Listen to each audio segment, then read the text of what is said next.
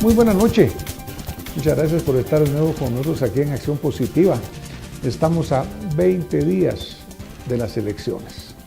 Realmente ya están subiendo los niveles de adrenalina, la aprensión, la incertidumbre, la duda. Pues obviamente es un momento de nuevo histórico para Guatemala, porque es aquel momento en el cual nosotros vamos a elegir a los nuevos servidores públicos.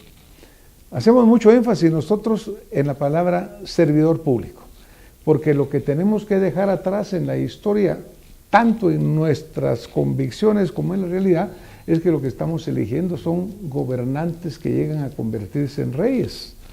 Lo que elige el guatemalteco a nivel de presidencia, a nivel de Congreso, a nivel de municipalidades, para la CEN, etcétera, son servidores públicos que tienen la oportunidad de llegar a servirle a su país.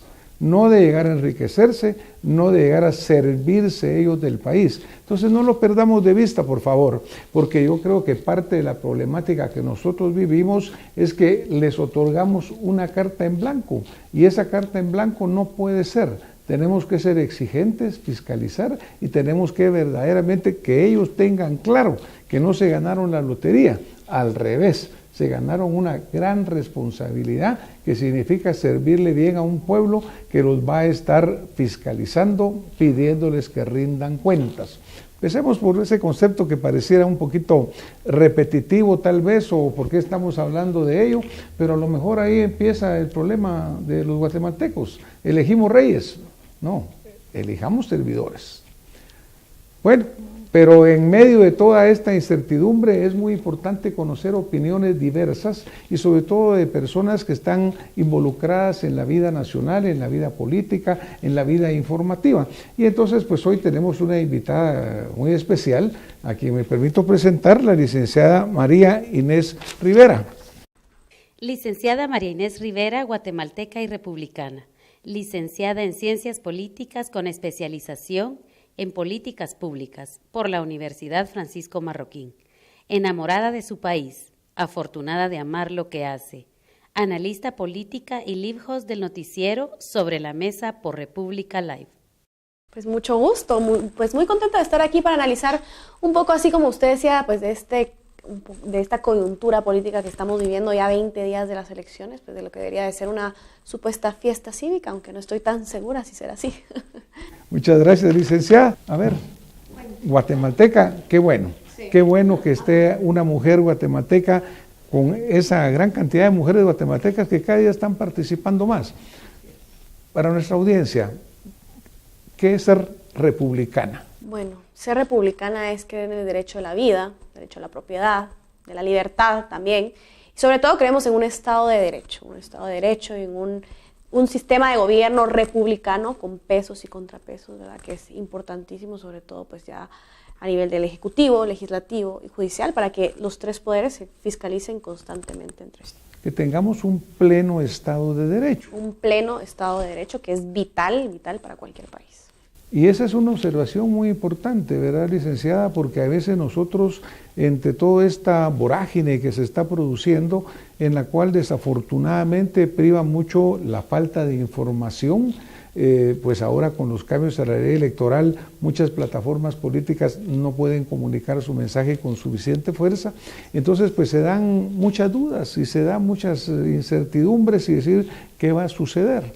A mí me llamó la atención ahora que estábamos hablando cuando usted menciona y dice, bueno, estamos ya a 20 días de una fiesta nacional, pero la vi preocupada porque vi que no lo dijo fiesta como cuando uno se arregla para ir a la fiesta. ¿Por qué está preocupada por esta fiesta que se avecina el 16 de junio? Creo que lo hemos hablado mucho con muchísimos colegas, muchísimos analistas también, de la preocupación de ver un proceso electoral con las reglas tan poco claras, realmente, o sea, desde el inicio del proceso electoral empezamos con temas bastante inestables, sobre todo en temas de campaña electoral, donde los partidos políticos se vieron bastante limitados, y ahora pues las reglas del juego que tampoco siguen estando claras, donde tenemos, pues ya estábamos como a 30 días aproximadamente que se celebran las elecciones y se bajan a dos candidatas que iban pues ya punteras prácticamente del proceso electoral, Tenemos a diputados tránsfugas inscritos que el Tribunal Supremo Electoral aún no decide qué va a hacer con esas candidaturas. Tenemos también a 100 contratistas del Estado que no deberían de ser candidatos en este proceso electoral. Sin embargo, lo están siendo. El Tribunal Supremo Electoral todavía no decide el futuro de estos candidatos. Entonces, preocupa esta inestabilidad política que se está viviendo y sobre todo que no llegue a ser ese día pues una fiesta cívica, sino que todo este proceso electoral termine por perder su legitimidad. Y yo creo que ese sentimiento lo comparte mucha gente en Guatemala, porque a diferentes niveles y con diferentes visiones, todo el mundo dice, bueno, primero, no sabemos por quién votar. Exacto, sí. Luego, no tenemos por quién votar. Y luego, no sabemos con qué reglas vamos a votar. Porque imagínese usted que a 20 días de las elecciones hay una gran cantidad de candidatos que no sabemos si van a participar o no. Por ejemplo, las candidaturas de las dos damas, Suri Ríos y Tere Maldana, están descartadas. Completamente descartadas y pues preocupa, sobre todo, bueno, teníamos 24 binomios inscritos al principio del proceso electoral, luego vemos que sucede lo de Mario Estrada Cabrera, ¿verdad? Luego viene la candidatura de Mario Radford también con fuerza que se viene para abajo.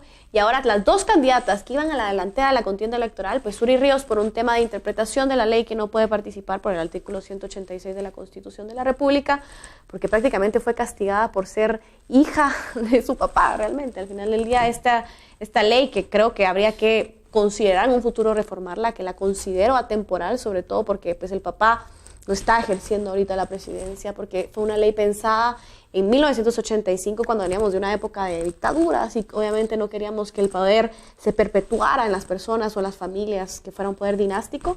Sin embargo, pues ahorita ya Ríos Montt pues, ya falleció y creo que su hija tenía la oportunidad de optar a un cargo. Y el caso de Tel Maldana, que fue un caso más administrativo, un caso de que no tenía un requisito, que era el finiquito, y creo que para la Corte de Constitucionalidad pues fue más fácil tomar la decisión de dejarla fuera. Pues mucho señalamiento es de que las elecciones se están decidiendo no en las urnas, sino que se están decidiendo en las cortes. Ahora, obviamente usted menciona muchas leyes que hay que cambiar. Por ejemplo, en la plaza, en 2015, en el movimiento ciudadano que se dio, siempre existió el clamor de que no estábamos contentos con las leyes que teníamos. Se impulsa una reforma a la ley electoral y de partidos políticos, la cual resulta insuficiente y no responde para nada a lo que queríamos los guatemaltecos. Por ejemplo, queríamos no reelección de ciertas personas, se da. Leyes más claras con los diputados transfugas no se dan. Hay una gran confusión. Se sale el voto nulo como algo legítimo y con validez, pero resulta que cuando lo emiten, a la vez le cortan las alas, porque no obligan a que sean nuevos candidatos. En fin, en general, una serie de leyes que no están sirviendo. ¿Es eso parte de lo que a usted no le hace estar tan feliz en esta fiesta que se acerca? Así es, creo que las decisiones y toda esta coyuntura política que estamos viviendo ahorita es prácticamente por decisiones que se tomaron en el pasado. Y como usted bien decía, unas reformas a la ley electoral y de partidos políticos que fueron prácticamente pues manipuladas por partidos en específico, como fue la UNE en ese momento, que Mario Taracena tenía la presidencia. Como usted decía, no queríamos reelección de diputados y alcaldes y sigue estando la reelección de diputados y alcaldes. Los ciudadanos queríamos un voto preferencial para los diputados, queríamos votar por caras dentro de las listas, igual armadas por los partidos políticos, pero que pudiéramos decidir votar por una cara para poder identificarnos mejor con el diputado que nos iba a presentar en el Congreso. Sin embargo, las listas siguen estando completamente armadas por el partido político, por un secretario general que seguramente favorece en la casilla 1 a un diputado que aporta más capital político al partido o que aporta más dinero o que tiene ciertos beneficios. Entonces, al final del día, pues vemos listas armadas y vemos, por ejemplo, la lista del partido Todos, que la encabeza en lista nacional Felipe Alejos, vemos el partido unionista, que la encabeza la lista nacional Álvaro Arzú. Entonces nos hace preguntarnos, ¿realmente va a existir una renovación de la clase política cuando nuestro sistema prácticamente los favorece a ellos para volver a ingresar al Congreso? Para fin práctico, tenemos un sistema que podemos definir como perverso, infiltradísimo, y que realmente se defiende a sí mismo, porque todo lo que pidió la ciudadanía en el 2015 para fin práctico no se da, porque estamos viendo los casos que usted señala, en los cuales de nuevo la voluntad del pueblo no se va a cumplir. Entonces, no estamos nosotros en realidad, porque acá estamos singularizando algunas candidaturas específicas, pero que tal vez son la punta del iceberg, porque lo que está corrupto y lo que hay que cambiar es todo un sistema político que no deja la expresión real del ciudadano. Completamente de acuerdo con usted, y como usted dice, pues las reformas siguen siendo pensadas para favorecer a los partidos políticos y no al ciudadano en sí. La ley electoral de partidos políticos estaba pensada obviamente en la representación del ciudadano, y al final del día pues las reformas que se llevan a cabo pues no cumplen con esa reforma sustancial. Como también hablando del voto nulo, yo de verdad creo que podría ser pues algo esperanzador, validez jurídica, uno dice bueno, pero sin embargo vemos si se da la opción de voto nulo, si se gana en primera vuelta con mayoría de votos emitidos voto nulo, pues vemos otra vez un desgaste político, se tendrían que repetir las elecciones y no se obliga a los partidos políticos a presentar nuevos candidatos. Entonces, al final del día vemos un sistema pues bastante manoseado por la vieja clase política que no ha permitido pues una auténtica representación de los ciudadanos. Pero desafortunadamente, como vamos en este momento, esa vieja clase política va a volver, porque ya sea con un candidato o con el otro, van a volver a aparecer.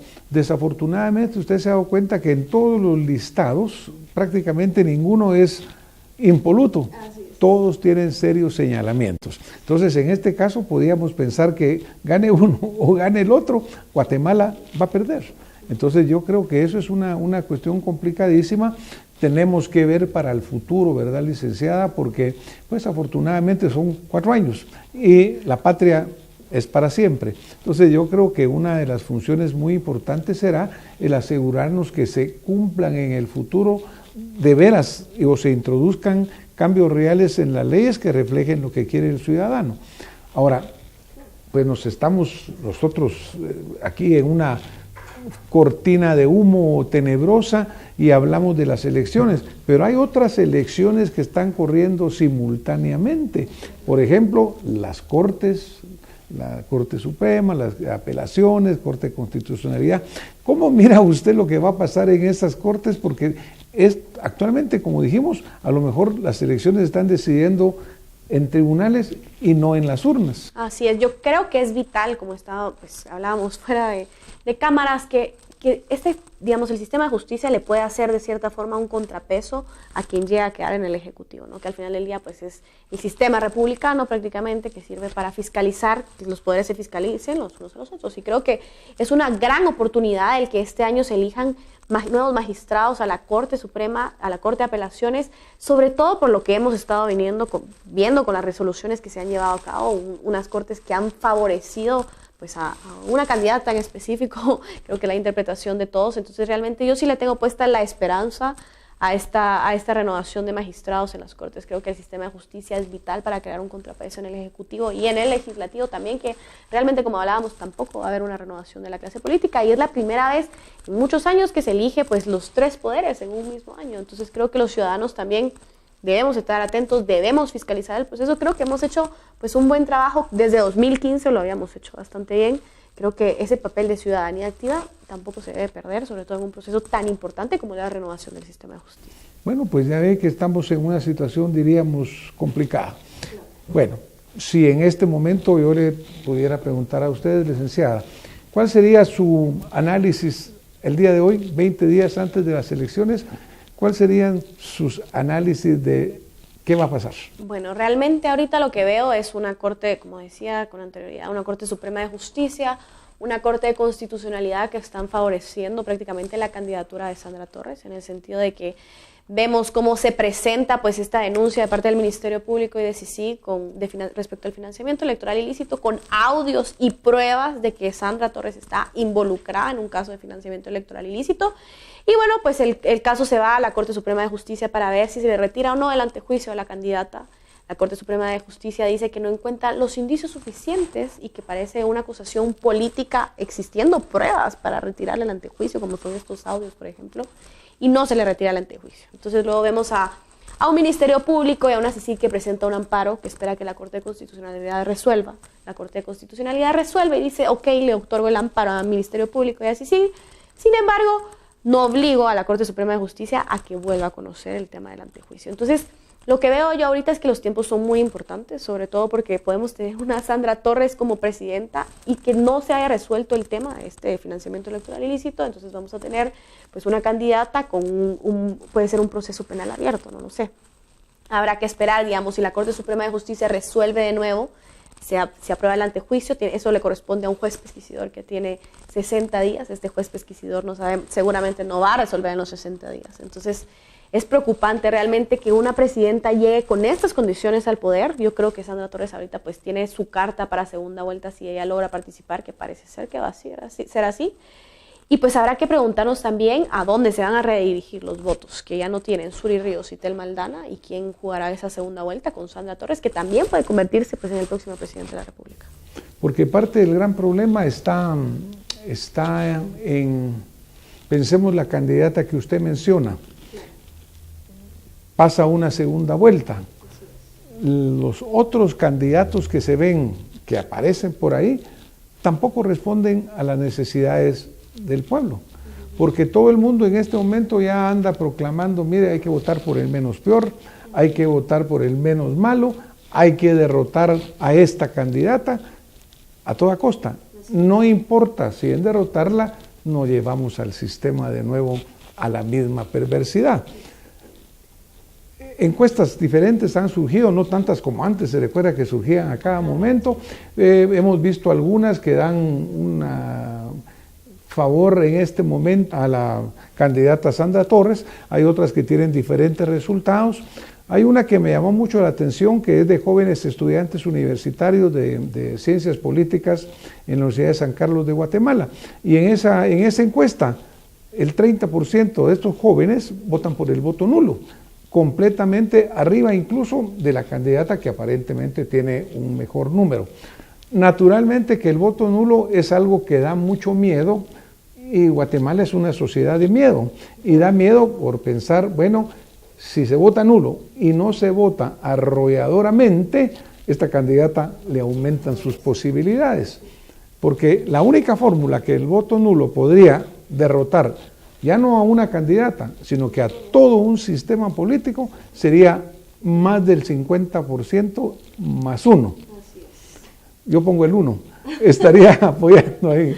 Pero realmente, ¿cómo le preocupa a usted esa situación? Realmente, o sea, yo he pensado en la posibilidad de que haya un voto nulo, el 30% aproximadamente. Las últimas encuestas que se dio, la gente no sabía por quién votar, y creo que es una respuesta que muchos de los ciudadanos aún no tenemos. Entonces un voto nulo puede ser una opción. Es una lástima esa reforma, porque creo que, o sea, un voto nulo es realmente, estoy inconforme con el sistema que tiene mi país. Y lástima que no obliga a los comités de los partidos políticos a presentar nuevos candidatos y que nos veamos en este desgaste envuelto otra vez de convocar a nuevas elecciones. Sin embargo, pues habría que preguntarnos, como le decía con anterioridad, o sea, sin Suri y Tel Maldana, que prácticamente dan el 20% de estos votos, Suri iba casi a la delantera, ¿a dónde se van a redirigir estos votos?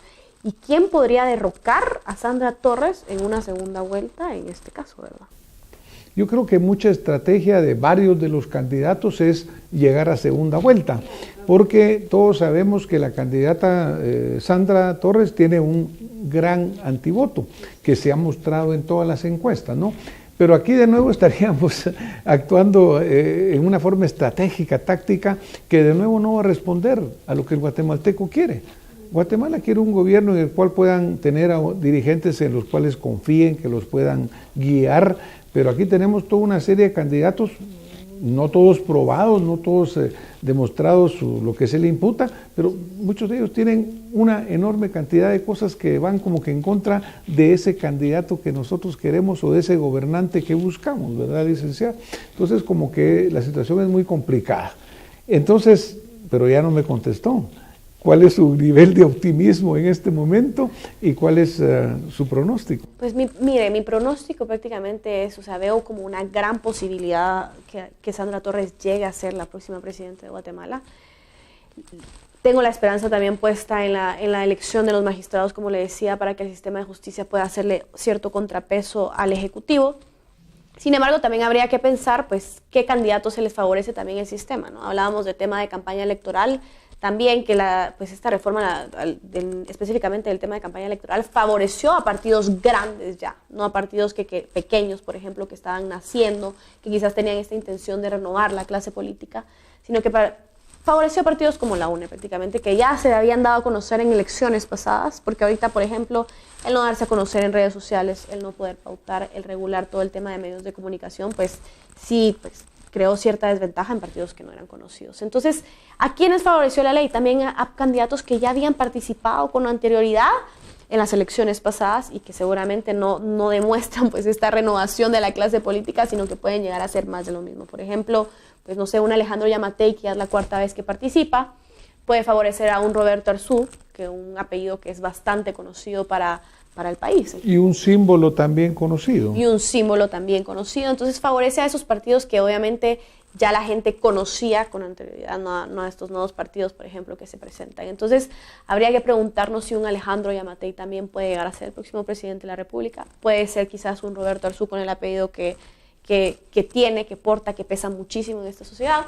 O también, ¿por qué no pensar en candidatos que ya se habían posicionado, digamos, en puestos públicos y que ya habían tenido la oportunidad, como por ejemplo un Edwin Escobar, siendo presidente de la ANAM, de la Asociación Nacional de Municipalidades, y habiendo sido 2 veces alcalde municipal de Villanueva, que también es bastante conocido. Entonces, pues yo veo por ahí el panorama electoral, habrá que ver qué sucede. También preocupa que, como hablábamos al principio también, que Sandra Torres llegue con este proceso a ser presidenta y que entonces luego nos topemos a un Congreso que tenga que decidir si se le retira o no el antejuicio, que inicie este proceso penal y que luego podamos tener, por ejemplo, el otro año un vicepresidente subiendo a la presidencia también, ¿verdad? Que en este caso sería el señor Carlos Raúl Morales, ex canciller de Guatemala. Entonces, pues, por ahí van mis pronósticos. Obviamente toda esa incertidumbre no favorece el objetivo final, que debía ser el crecimiento del desarrollo de Guatemala como un país, porque toda la incertidumbre no favorece la inversión, no favorece el poder salir adelante, ¿no? Y nosotros siempre queremos, mire, hay una gran brecha fiscal, y cómo no, si la verdad que es un milagro que todavía estén sacando impuestos con toda la gente con miedo de lo que va a suceder, pero Guatemala es un gran país y ahí lo demuestra, ahí va peleando, ahí va luchando, a pesar de tantas cosas en contra, ¿verdad, licenciada? Ahora, usted representa, por su edad, por su género, a un grupo importantísimo en estas elecciones, porque las personas jóvenes, la mujer, representan la inmensa mayoría de los votantes en Guatemala. ¿Cree usted que vamos a salir a votar masivamente? ¿Cree que irá a haber abstención? ¿Cómo visualiza esa participación? Yo creo que hay un poco de abstención ya en estos momentos, hay cierto rechazo ya al sistema por lo que hablamos, porque estas decisiones del pasado no permitieron el que existiera una auténtica renovación de la clase política. Entonces, prácticamente cuando uno habla con las personas es ver pues más de lo mismo. Obviamente este proceso electoral tenía, como usted decía, la participación de más mujeres. Hemos visto que más mujeres pues se atrevieron a participar en política, que eran 3 mujeres las que iban candidatas así punteras en las encuestas, y pues ahora vemos ya cierta apatía, sobre todo por la cuestión de que se ha puesto la legitimidad de este proceso electoral está dudando, ¿verdad? Y sobre todo porque ha sido prácticamente las Cortes, como usted decía, nos están decidiendo las elecciones y al final del día pues éramos los ciudadanos quienes tenemos la potestad de elegir quién queremos que nos represente dentro del Ejecutivo. Para mí, realmente lo mejor hubiera sido que las 3 candidatas se pelearan en las urnas y ver quién ganaba, pero al final del día, pues las Cortes no lo decidieron así y pareciera favorecer también, como decíamos, a la candidata en específico. Usted tiene un programa en el cual ha tenido la oportunidad de recibir a algunos candidatos. Lo que nos llama la atención hasta el momento es que lo que hemos oído son eslogans, ¿no? Son promesas vacías, muchísimas de ellas, porque simplemente son demagógicas.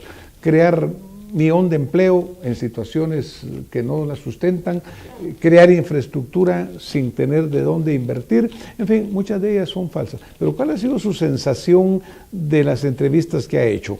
¿Ha conocido programas de gobierno o han sido siempre individuos hablando de sus aspiraciones? Creo que son individuos hablando siempre de sus aspiraciones. Preocupa obviamente cuando se les pregunta cómo se van a ejecutar ciertas propuestas. Generalmente no tienen la respuesta y se van por la tangente a responder pues cuestiones un poco más populistas, por así decirlo. Entonces realmente lo que preocupa ahorita es no ver propuestas concretas, no ver también cómo los ciudadanos podamos fiscalizar realmente, obtener conciencia si las propuestas que ellos están sugiriendo se pueden llevar a cabo. Me llama muchísimo la atención porque todos los candidatos con los que he platicado han propuesto una reducción estatal. Obviamente es un exceso el que tenemos en ministerios, en secretarías, y creo que de ahí podrían salir recursos para mejorar ciertas áreas del país, y parece interesante las propuestas. Todos me lo han dicho, así que habrá que ver cuando lleguen al poder si realmente reducen el Estado o no. Pero realmente creo que es más de lo mismo. A mí sí me preocupa no poder ver pues algo nuevo, un plan de gobierno bastante concreto en donde poner la esperanza como ciudadana.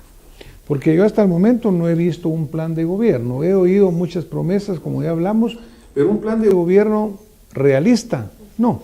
Por ejemplo, se dice, vamos a disminuir la burocracia, pero hay que tener en cuenta que la burocracia está protegida por leyes, pactos colectivos, etcétera. Entonces, no es simplemente decir, vamos a hacer tal cosa porque le suena bonito a un elector, sino que de veras hay que tener la capacidad de gestión, conocimiento de las leyes y no dejarnos llevar por la emoción. Yo creo que estamos en un momento muy preocupante, al igual que usted. Yo miro el 16 de junio como esa fiesta a la que verdaderamente quisiera ir vistiendo mi mejor traje y con la mayor alegría, pero me preocupa profundamente porque creo que no vamos a tener verdaderamente las respuestas y como que tenemos que prepararnos para los siguientes 4 años de volver a seguir desarrollando mejor y madurando nuestra vida democrática. ¿Qué quisiera usted dejarle como un mensaje a nuestra audiencia para finalizar este programa, licenciada? Creo que especialmente tenemos que enfocarnos ahorita como ciudadanos en exigir una reforma a la ley electoral y de partidos políticos sustancial. Creo que la ley electoral y de partidos políticos es vital para la renovación de la clase política y sobre todo pues optar también por este voto preferencial, el poder elegir caras específicamente en el tema de diputados en las próximas elecciones. La ley electoral y de partidos políticos y sobre todo también, como hablábamos, de la importancia del papel de la ciudadanía activa, estar atentos también a las comisiones de postulación respecto a la elección de nuevos magistrados, porque el sistema de justicia podría ser vital para ser el contrapeso de quien llegue a ser el presidente de la República. Bueno, y es que fíjese que realmente hay que comprender cómo funciona el Estado de Derecho. Hay candidatos que dicen yo voy a matar a todo el mundo que se ponga enfrente, ¿no? Lo cual no puede ser, porque hay un proceso judicial que se debe cumplir. Obviamente todos quisiéramos erradicar el crimen, pero tenemos que seguir normas y procedimientos. Entonces, el hecho de conocer lo que se puede hacer y lo que no se puede hacer, el hecho de separar la verdad de la mentira, creo que va a ser cada día más importante. Licenciada, muchísimas gracias por haber estado con nosotros esta noche acá, por haber compartido con nuestra audiencia su pensamiento, como le repito, de una mujer joven, los grupos más poderosos de votantes que tenemos hoy en Guatemala. Así que estaremos pendientes y primeramente Dios podemos compartir en adelante lo que va a suceder. Así es, me parece mucho. Gracias por estar con nosotros esta noche, pues preparémonos porque no viene fácil.